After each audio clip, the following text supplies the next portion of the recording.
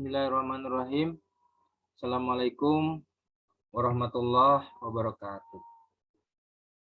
Alhamdulillah pada hari ini kita akan bersama-sama berdiskusi dan belajar dengan tema pembagian keuntungan dalam firma.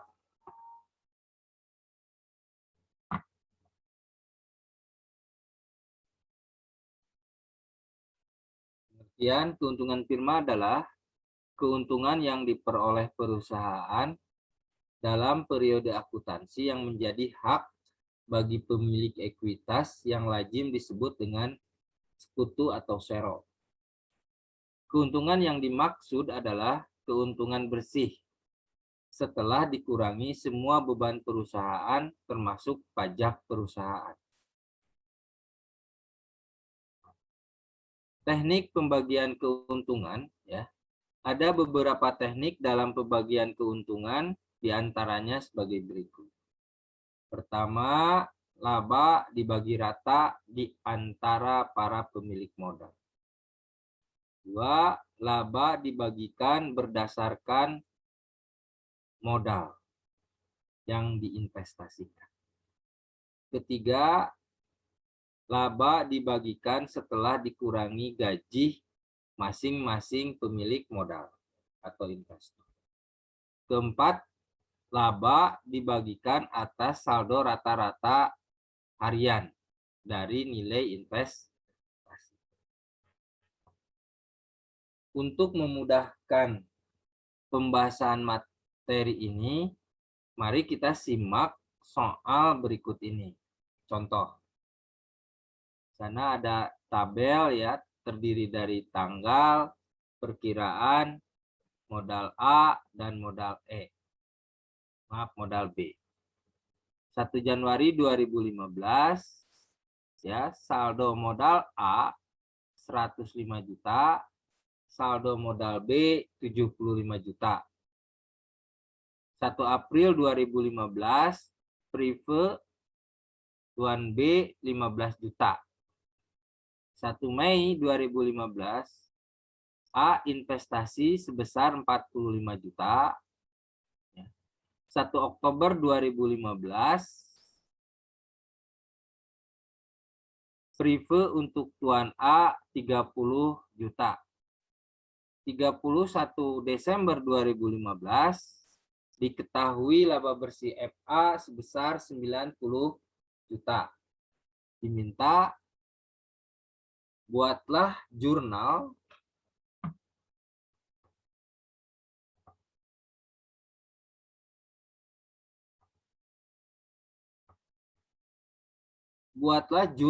untuk mencatat pemindahan laba bersih ke perkiraan modal firma berikut perhitungan dengan asumsi sebagai berikut. 1. Laba bersih dibagi untuk sekutu A dan B dengan rasio 7:3. 2. Laba bersih dibagi menurut rasio investasi awal. 3. Laba bersih dibagi dengan rasio investasi rata-rata. 4. Diperhitungkan bunga atas investasi rata-rata 10% dan laba dibagi rata. 5. Dihitung gaji untuk A dan B masing-masing 24 juta dan 18 juta dan sisa laba dibagi dengan rasio modal pada akhir periode. 6. Dihitung bonus untuk A dan B masing-masing 20% dan 10% dan sisa laba dibagi dengan rasio investasi awal. Oke, mari kita jawab satu persatu. Yang pertama adalah laba bersih dibagi untuk sekutu A dan B dengan rasio 7:3. Nah, 7:3 ini kita jumlahkan sebagai pembagi, yaitu 7 ditambah 3 sama dengan 10. Maka untuk A sama dengan 7/10 kali laba 90 juta, hasilnya 63 juta. Untuk B 3/10 kali 90 juta, hasilnya 27 juta. Maka di jurnal ikhtisar lugiraba 90 juta, modal A 63 juta, modal B 27 juta. Itu untuk jawaban nomor 1. Laba bersih dibagi untuk sekutu A dan B dengan rasio 7/3. 2. Laba bersih dibagi menurut rasio investasi awal. Ya, kita lihat investasi awal tuan A ini 105 juta, tuan B 75 juta. Lihat tanggalnya 1 Januari 2015. Maka kita jumlahkan investasi awal A 105 juta, investasi awal B 75 juta, dijumlahkan 180 juta. Maka untuk A 105 juta dibagi 180 juta kali 90 juta, hasilnya 52.500.000. Untuk B 75 juta dibagi 180 juta kali 90 juta, hasilnya 37.500.000. Maka jurnalnya ikhtisar lugiraba 90 juta, modal A 52.500.000 dan modal B 37.500.000. Itu untuk jawaban nomor 2. Jawaban nomor 3 adalah laba bersih dibagi dengan rasio investasi rata-rata. Maka kita lihat menghitung rasio investasi untuk A. Lihat 1, investasi A 1 Januari 2015 nilainya 105 juta.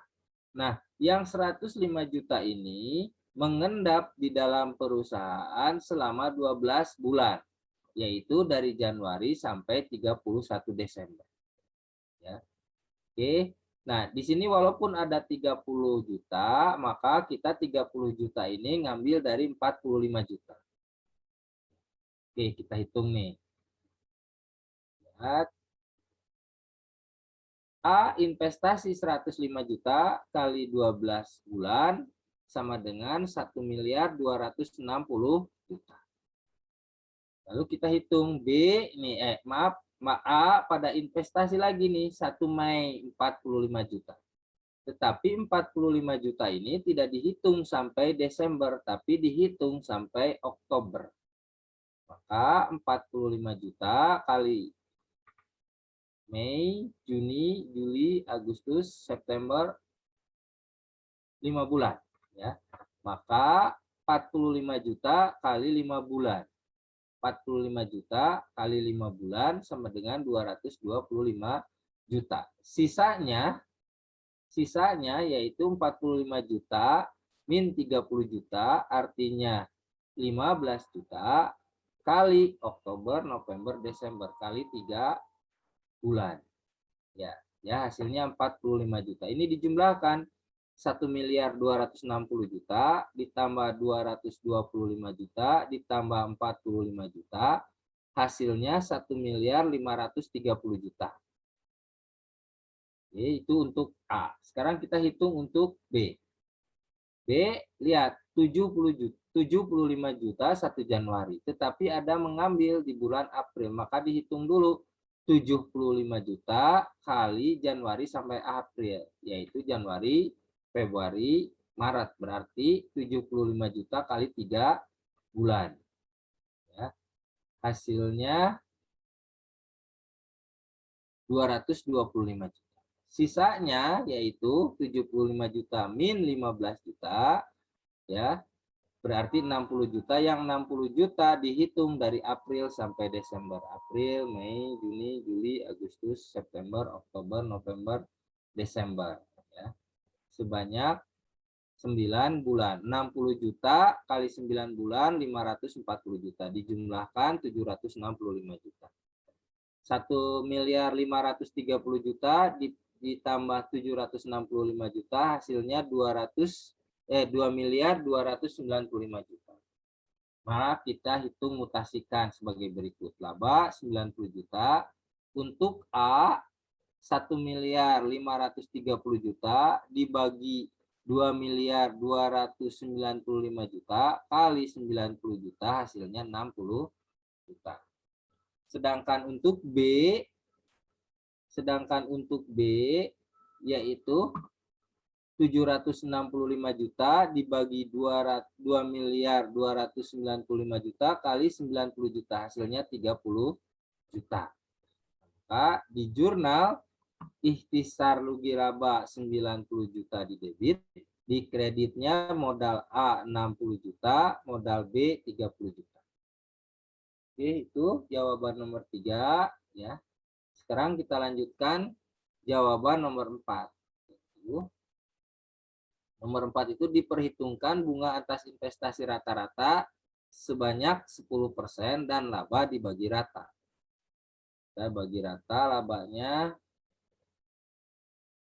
Kita hitung nih investasi rata-rata 10%, laba dibagi rata. Maka kita hitung untuk A 1.530 juta dibagi 12. Kenapa ini 12? Karena investasi rata-ratanya itu selama 12 bulan.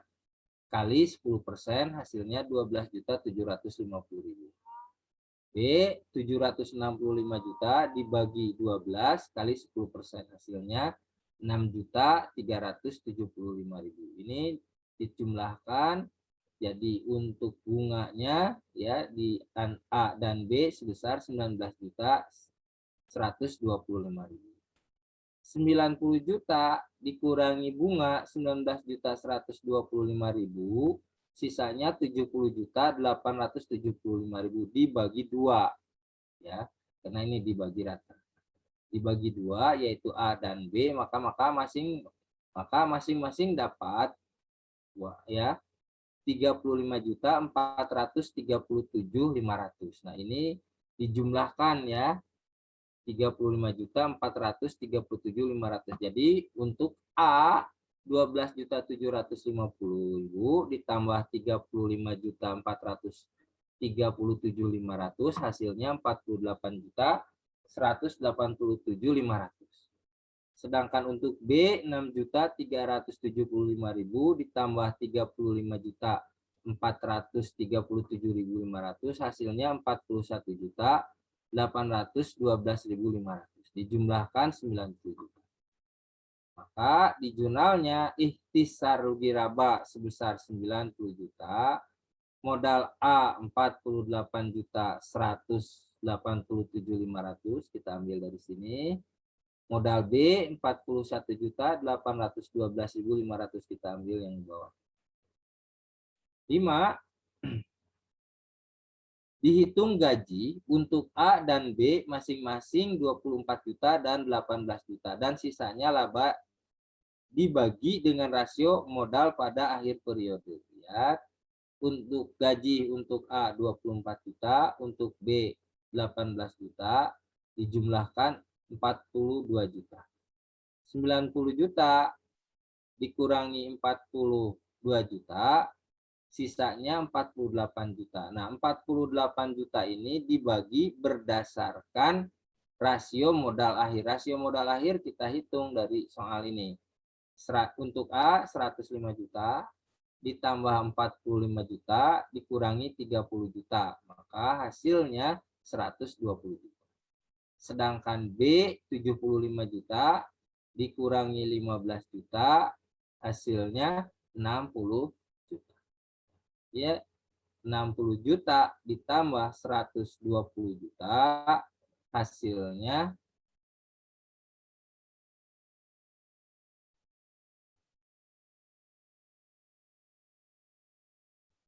hasilnya 180 juta. Maka untuk A 120 juta dibagi 180 juta kali 48 juta hasilnya 32 juta. Untuk B 60 juta per 180 juta kali 48 juta hasilnya 16 juta.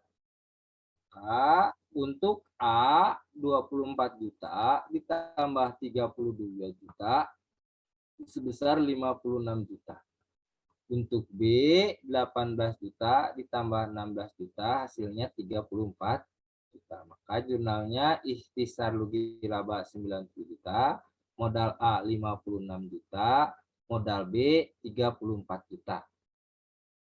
Itu untuk jawaban nomor 5. Sekarang jawaban nomor 6.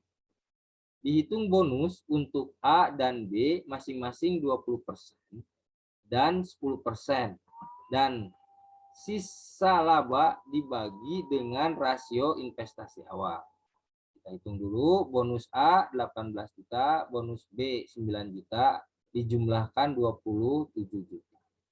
Laba 90 juta. Maka bonus A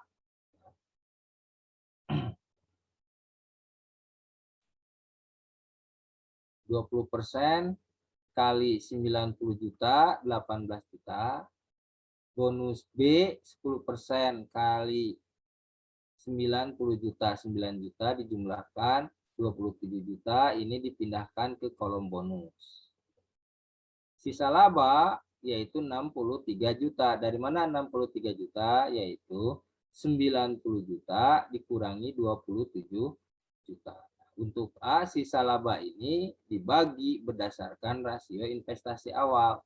Rasio investasi awal A 105 juta, B 75 juta. Maka 105 juta ditambah 75 juta sama dengan 180 juta. 180 juta itu sebagai pembagi. Jadi A kebagian 105 juta dibagi 180 juta kali 63 juta. Hasilnya 36 juta 750.000. Untuk B 75 juta dibagi 180 juta kali 63 juta. Hasilnya 26 juta 250.000. Nah, ini dipindahkan ke kolom sisa laba. Sehingga untuk A 18 juta ditambah 36 juta 750.000. Hasilnya 54 juta 750.000. Untuk B 9 juta ditambah 26 juta 250.000, hasilnya 35 juta 250.000. Ya, dijumlahkan 90 juta.